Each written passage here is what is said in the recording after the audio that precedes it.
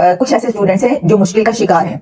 ये बात अपनी जगह पर सही है कि इंडिया ने बड़ी एक कमाल महारत का मुजाहरा करते हुए वहां से 2 फ्लाइट्स के जरिए कहा जा रहा है कि कुछ 600-700 के करीब स्टूडेंट्स निकाल कर वो ले आए हैं और अपने मुल्क वापस पहुंचा दिए। इंडियन गवर्नमेंट की ये प्रायोरिटीज थी, उन्होंने अपने स्टूडेंट्स को हेल्प करने के लिए वहाँ का उनको वीज़ा फ्री किया और वहाँ से अपने स्टूडेंट्स को निकालने का एक रास्ता निकाला। Iran opens its airspace for India. The first batch of students opened its otherwise closed airspace exclusively for Indian evacuation flight. ने ये धमकी इसको ना कहें तंबीह जो है वो तमाम इर्द गिर्द के मुल्कों को भेजी है। कतर की उन्होंने जिम्मेदारी लगाई है क्योंकि कतर के साथ उनकी बातचीत है। उन्होंने कतर को ये कहा है कि तमाम इर्द गिर्द के मुल्कों को बता दे, स्पेशली मुसलमान मुल्कों को जाहिर है कि जिसकी भी जमीन हमारे खिलाफ इस्तेमाल हुई फिर वो अपने मामलात का खुद जिम्मेदार होगा।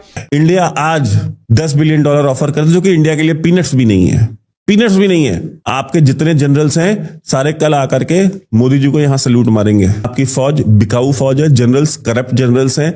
आपकी फौज सिर्फ और सिर्फ आपके अपने निहत्थे लोगों को मार सकती है, बाकी न ये इजराइल से लड़ने के जोगे है न इंडिया से लड़ने के जोगे है। ये फौज आपकी भाड़े की फौज है। बाबू ने बैक्टीरिया के कह किया कि नहीं मोदी ने भारत की तरफ से रोका और मैंने पाकिस्तान की तरफ से रुकवाया। उन्होंने ये पूरा क्लेम कर दिया कि वो पाकिस्तान को ओन करते हैं और पाकिस्तान में आसिम मुनीर वहाँ बैठा हुआ इस बात को कॉन्टेस्ट भी नहीं कर रहा है। पिछले 24 घंटे में टीटीपी ने नॉर्थ वजीरिस्तान में कुल मिला के 16 हमले किए हैं। उसमें से 20 से अधिक पाकिस्तान के सिपाही और अफसर मार दिए हैं। अच्छा, और हमले भी कैसे किए हैं? ड्रोन से हमले किए हैं। इन 16 हमलों में से तो कुछ हमले ऐसे हैं जो टीटीपी ने ड्रोन से किए हैं। अब पाकिस्तान के एयर डिफेंस की क्या स्थिति है आप इसी से समझ सकते हैं कि टीटीपी आराम से अपने ड्रोन उड़ा रहा है नॉर्थ वजीरिस्तान में और जम के हमले कर रहा है और इनके भाई लोग जो हैं वो मारे जा रहे हैं कचरे की तरह।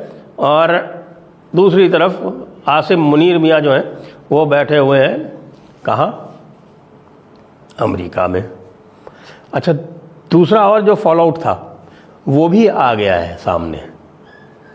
देखिए, मेरी जो भविष्यवाणी थी वो कोई भविष्यवाणी नहीं थी, मैंने कोई कुंडली देख के नहीं कही थी। ये जो कुछ भी कहा था वो विश्लेषण था। कुछ लोग अपने विश्लेषण को भविष्यवाणी बता देते हैं, लेकिन मेरा विश्लेषण था और वो पूरी की पूरी तरह जो स्थिति है उसको आकलन करके ये कहा गया था।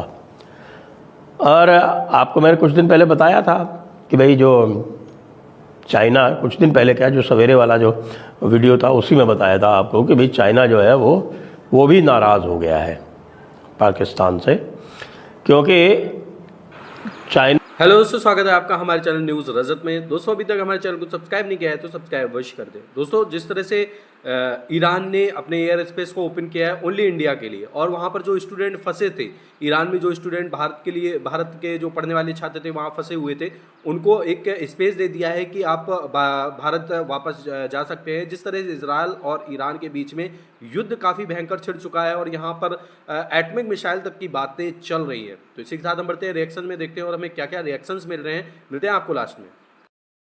ना ये उम्मीद कर रहा था कि भाई जो यूएस के कुछ सीक्रेट्स हैं या यूएस से अभी मांग कर रहा है पाकिस्तान कि भाई हमको थोड़ा एयर डिफेंस दिया जाए, हमको कुछ और दिया जाए। यूएस इस पर जो है वो कह तो रहा है ऊपर से, आपको पता है ट्रंप की बात का कोई भरोसा नहीं है। ट्रंप की बात का मजाक पाकिस्तान में स्वयं लोग उड़ा रहे हैं। उनके जो जर्नलिस्ट हैं वो चैनल्स पर जाकर और यूट्यूब पर जाकर ये कह रहे हैं कि भाई ये ट्रंप जो है वो दिन में 4 बार बात बदलता है और ये अगर आज ये कह भी दे कि साहब हम आपको मॉडर्न वेपनरी दे देंगे, इसका क्या भरोसा है।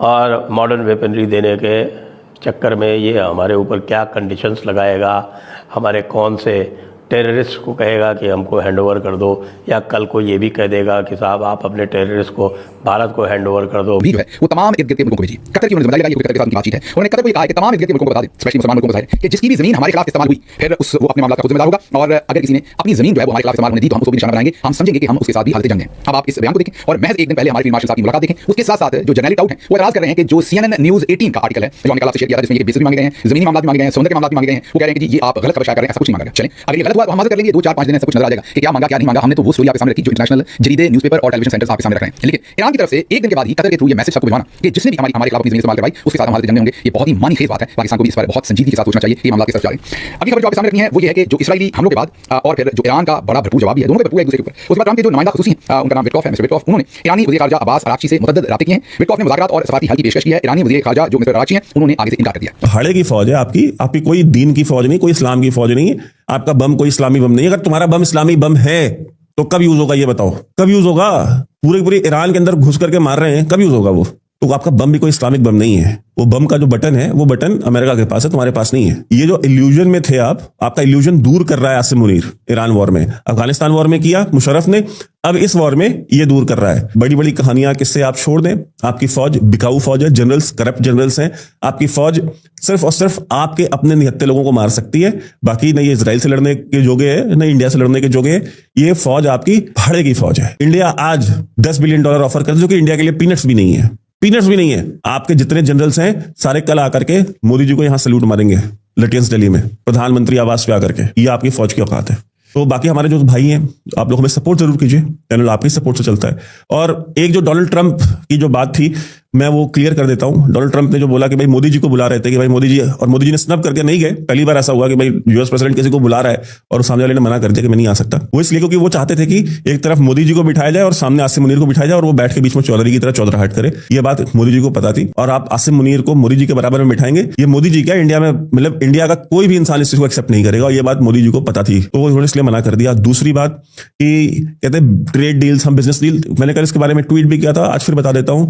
ये जो गलतफहमी है ना अमेरिका के वो या डोनाल्ड ट्रंप को कि भाई ट्रेड डील करके हर चीज सॉल्व हो जाती है। देखिए इंडिया की जो डिग्निटी है, हमारा जो आत्मसम्मान है, हमारी जो सेल्फ रिस्पेक्ट है ना, वो किसी ट्रेड डील पे कॉम्प्रोमाइज नहीं होती, क्योंकि डिग्निटी और सेल्फ रिस्पेक्ट प्राइसलेस होते हैं। और ये बात प्राइम मिनिस्टर मोदी को पता थी। जस्ट बिकॉज दोस्तों, भारत की जो आज के टाइम पर देश और दुनिया में चीज़ें चलती रहती हैं और माननीय नरेंद्र मोदी जी प्रधानमंत्री जी का जिस तरह से स्वागत हुआ करता है हर जगह, जैसे साइप्रस जाना या फिर कनाडा जाना, हर जगह यूएसए के अभी जो राष्ट्रपति हैं उन्होंने फ़ोन करके बुलाया और उन्होंने मना कर दिया। बहुत सारी ऐसी चीज़ें से कहीं ना कहीं अब जैसे ईरान है, अब ईरान को ये लगने लगा है कि भारत भी एक वो बड़ी ताकत है जिससे हमें भिड़ना या हमें कुछ गलत कहना हमारे लिए घातक होगा। आज के टाइम पर भारत की जो स्थिति है वो काफ़ी बेहद अच्छी और बेहद सुंदर दिखाई देती है। ईरान में फंसे कुछ भारतीय छात्रों को निकालने के लिए प्रधानमंत्री नरेंद्र मोदी ने सिर्फ एक कॉल की और ईरान का जो एयर स्पेस था वो ओपन कर दिया गया। दोस्तों, भारत आज के टाइम पर क्या है क्या नहीं है ये पाकिस्तान से या फिर पूरी दुनिया से छुपा नहीं है। हालांकि पाकिस्तान ये हमेशा सोचता रहता है कि आज के टाइम पर जो भारत है वो हमसे कई गुना पीछे है। तो ये कहना उनके लिए ठीक है, लेकिन भारत जानता है कि हम कहाँ पर हैं और किस जगह चल रहे हैं। तो इसी के साथ हम मिलते हैं नेक्स्ट वीडियो में। तब तक के लिए जय हिंद। अभी तक हमारे चैनल को सब्सक्राइब नहीं किया है तो सब्सक्राइब कर दें।